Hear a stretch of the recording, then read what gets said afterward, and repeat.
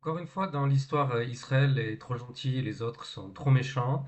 Florian Montorio, le soldat de la FINUL qui a été tué dans le sud du Liban il y a un jour ou 2 jours, reflète encore toute la propagande derrière le traitement de l'information en ce qui concerne l'agression israélienne contre ses voisins. Alors déjà, le soldat français Florian Montorio est un soldat de la FINUL. La FINUL est un corps armé mis en place depuis 1978, donc 48 ans, pour régler le problème entre Israël et ses voisins. Un des nombreux problèmes entre Israël et ses voisins, car Israël est un greffon colonial et donc un greffon artificiel qui est un avant-poste d'une politique impérialiste occidentale depuis 1948, où personne n'a demandé l'avis des Palestiniens pour que quelqu'un ou pour que des vagues de population justifiant vaguement quelque chose, une présence il y a 3000 ans comme d'autres peuples, alors que l'affiliation n'est même pas garantie. Bref, posons là ce sujet-là de côté et revenons à ce qui s'est passé.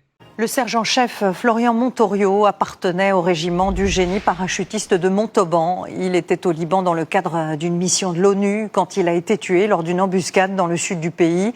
3 autres soldats français ont été blessés.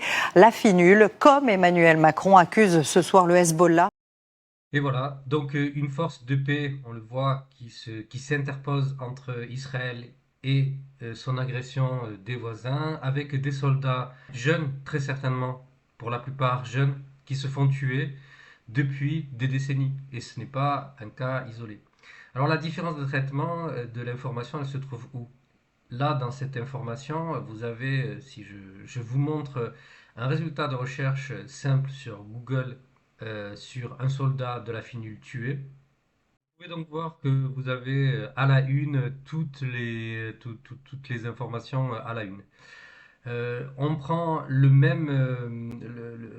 même recherche, car vous ne vous en rappelez sans doute pas, mais il y a quelques semaines, en début du conflit, un soldat indonésien pareil de la FINUL a été tué. Et on n'a pas du tout la même couverture médiatique. Alors vous me direz, on est en France, c'est un soldat indonésien, mais le problème c'est qu'on n'a surtout pas la même interprétation médiatique.